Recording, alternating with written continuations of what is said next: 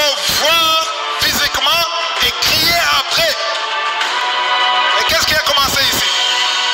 La victoire est venue après quoi? Les cris. Qu'est-ce qui a commencé? Les cris. Je veux voir celui qui connaît le nombre de ses cheveux. Hein? Tu as essayé de compter? Moi non plus, je ne sais pas. Mais Dieu connaît. Il connaît le sang qui est dans tes mains. Il connaît tes pensées. Il connaît ce que tu ne connais pas. Il connaît ton lendemain. Il connaît l'année prochaine. Dans 10 ans, si tu seras vivant, Dieu connaît tout. Alléluia. C'est pour ça que s'il fait les choses, c'est pour ça qu'il faut prier.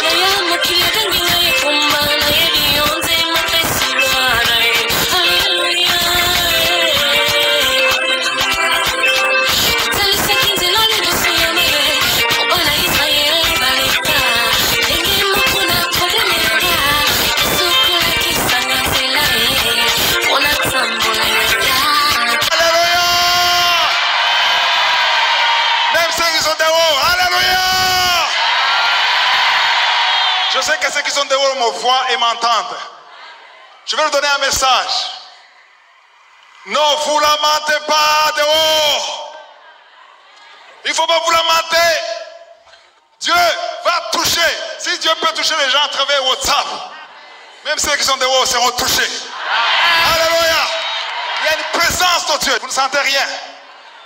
Je sens la présence de Dieu. Depuis un plan merveilleux pour ta vie. Ne parle pas du mur, parle de la promesse de Dieu.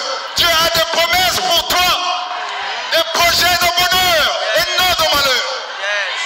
Mais tout ce que tu vois, c'est le mur. Tu crois qu'avant la fin de l'année, tu auras la victoire, tu auras la bénédiction. L'année passe, 2 ans passent, 3 ans passent. Rien ne marche, rien ne change. Pourquoi? Parce qu'il y a le mur. Et le mur, qu'est-ce qu'il provoque? Le mur provoque les lamentations. Les paroles négatives, je n'y arriverai jamais, je ne peux pas le faire, c'est impossible. Pourquoi? Parce que tu vois le mur. À partir d'aujourd'hui, ne voyez plus le mur.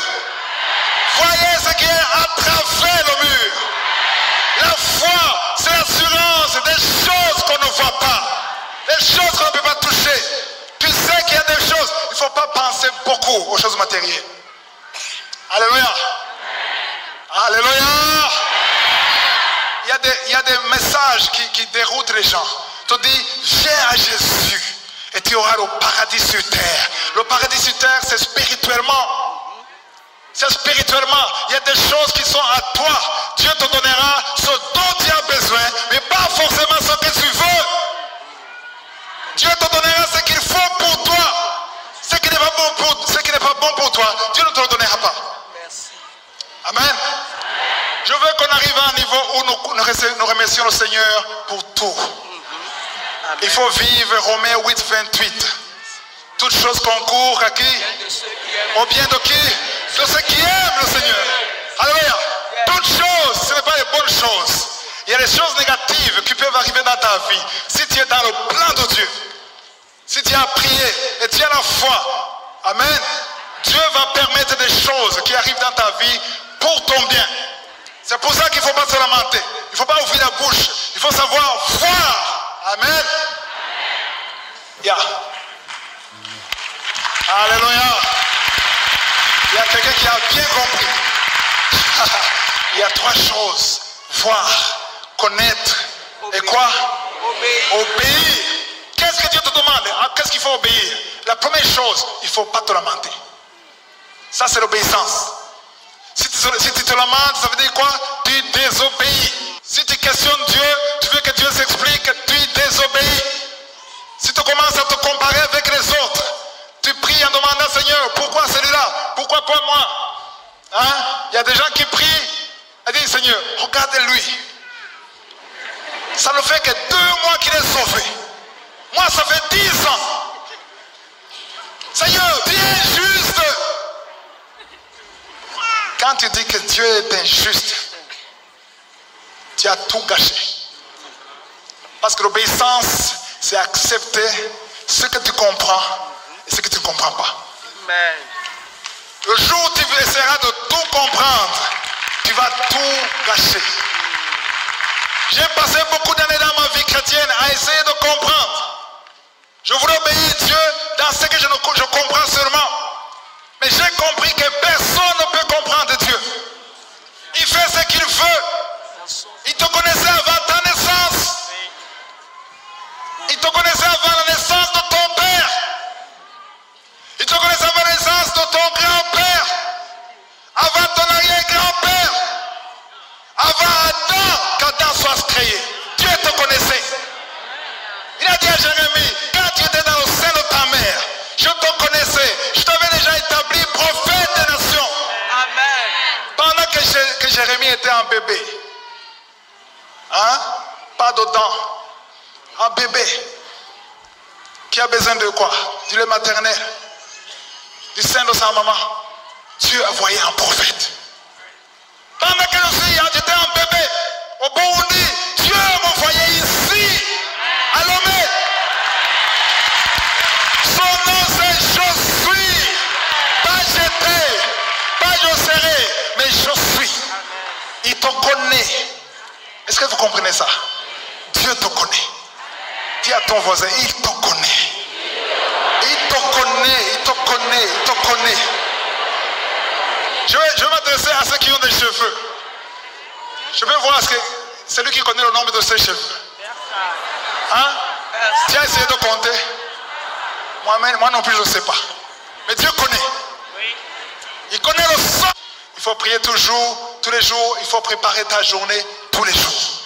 Et quand tu prépares ta journée tous les jours, tu sais que tu es au contrôle. Il fait chaque bonne chose en son temps. Quand en son temps. C'est pour ça que Josué n'a pas précisé que c'est le 7e jour. Parce que là, il n'y aurait pas de foi. Ils allaient le suivre. Oh, 7 jours. C'est pas grave. Je vais me taire pendant 7 jours. Mais il a dit jusqu'au jour. Et qu'est-ce qui s'est passé le 7e jour? Je vais te demander de lire versets 11 à 16. L'âge de l'Éternel fit le tour de la ville. Elle fit une fois le tour, puis on rentra dans le camp et on y passa la nuit. Verset 12. Josué se leva de bon matin et les sacrificateurs portaient l'arche de l'Éternel. Verset 13. Les 7 sacrificateurs qui portaient les 7 trompettes retentissantes devant l'arche de l'Éternel se mirent en marche et sonnèrent des trompettes. Les hommes armés marchaient devant eux et l'arrière-garde suivait l'arche de l'Éternel. Pendant la marche, on sonnait des trompettes. Verset 14. Ils firent une fois le tour de la ville. Le second jour, puis ils retournèrent dans le camp. Ils firent de même pendant 6 jours. Pendant 6 jours, ils ont fait la même chose. Ils terminaient le jour, ils retournaient dans le camp, ils se reposaient, se levaient le matin, ils tournaient encore une fois. Verset 15. Verset 15. Le 7e jour, ils se levèrent de bon matin, dès l'aurore, et ils firent de la même manière 7 fois le tour de la ville. Ce fut le seul jour où ils firent 7 fois le tour de la ville. Verset 16. À la 7e fois, comme les sacrificateurs sonnaient des trompettes, Josué dit au peuple, poussez des cris, car l'Éternel vous a livré la ville. Amen. Wow. Le 7e jour, c'est le seul jour où ils ont tourné combien de fois? Et je vais poser une question. Josué a dit quoi? Poussez des cris. Pourquoi? Parce que le Éternel vous a fait quoi? Hein? C'est le verset 16. Il a dit au peuple, poussez des cris, car l'Éternel vous a livré quoi? Waouh!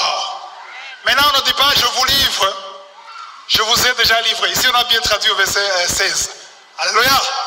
Il y a des choses que tu dois, qui demandent ta parole. Pousser des cris. Les gens ne comprennent pas pourquoi on crie. On dit que c'est la folie. Mais quand on crie, c'est quoi? C'est-à-dire qu'on crie. Alléluia! Vous avez compris? La 4e chose, c'est quoi? Prendre. Alléluia. Il y a 4 choses. On va recommencer. La première chose, c'est quoi? La deuxième chose? La troisième chose? La quatrième chose? Hein? Pourquoi vous ne prenez pas avec force? Prendre! Hey! Alors, je vais être sûr que vous avez bien compris. La première chose, la deuxième chose, la troisième chose, la quatrième chose. Wow!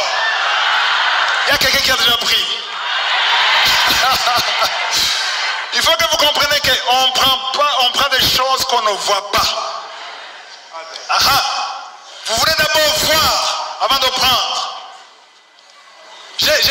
Ça m'est arrivé en 2009. J'ai prié pendant 90 jours sans voir. Quand Dieu m'a donné la révélation de la puissance de la louange, c'était en 89, au début de l'année.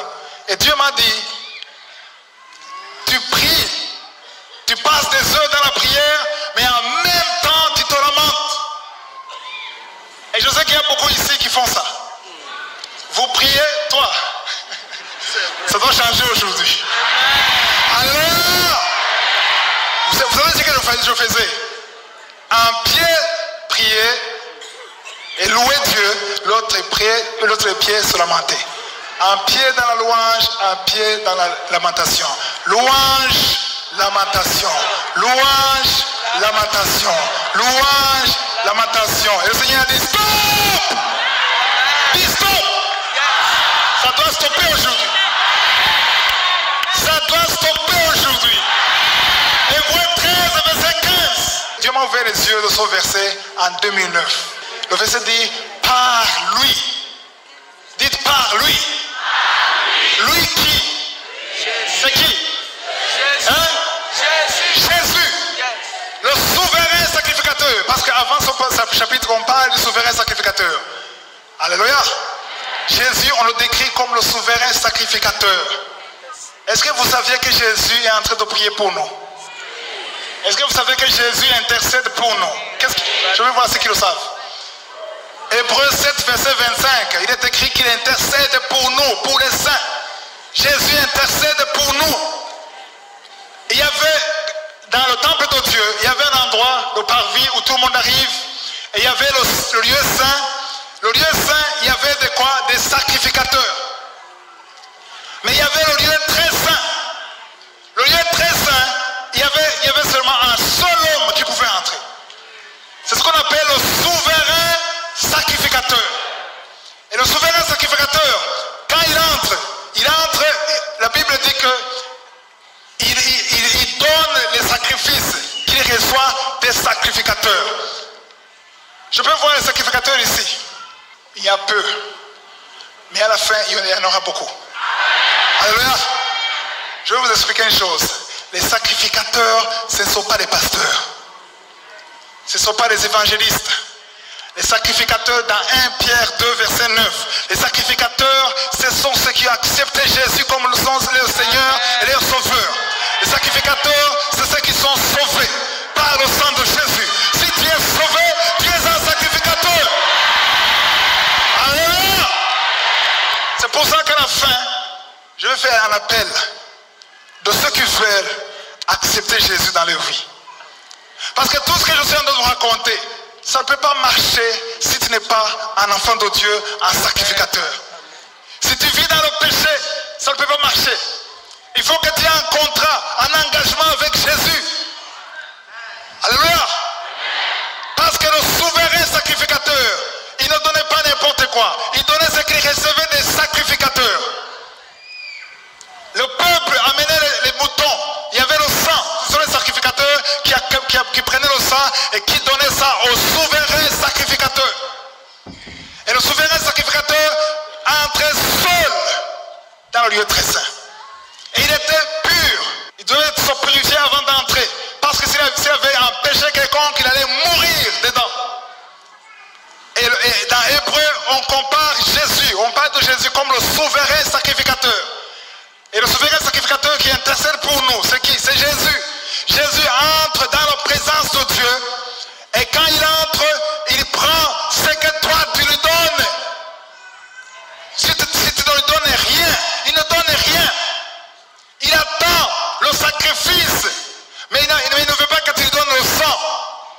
Aujourd'hui, on ne donne plus le sang. À l'époque, on donnait le sang. Mais Jésus n'a plus besoin de sang parce qu'il a déjà donné son sang. Ok? Qu'est-ce que Jésus veut recevoir de toi? Il veut un sacrifice de louange. C'est écrit dans Hébreux 13, verset 15. Par lui, offrons sans cesse un sacrifice de louange. Et le verset continue en disant, lui second, c'est-à-dire. J'aime la partie c'est-à-dire. Parce que quand on dit c'est-à-dire, on veut être sûr que vous avez bien compris. Un sacrifice de louange, c'est-à-dire quoi? Vous lisez? Le fruit de quoi? De quoi? Le fruit de quoi? C'est de haut. Le fruit de quoi? Le fruit des lèvres. Les lèvres. C'est comme ça en effet, c'est quoi? Hein? Le fruit des AD. Qui n'a pas de AD ici? Hein? Qui n'a pas de AD? Qui n'a pas de lèvres? Tout le monde a des lèvres. Tout le monde a des lèvres. La parole de Dieu dit le fruit qui sort des lèvres. Waouh, il faut qu'on lise ce verset. Il faut qu'on lise ce verset. Je veux que vous compreniez bien ce verset parce que ce verset a changé ma vie. Ce verset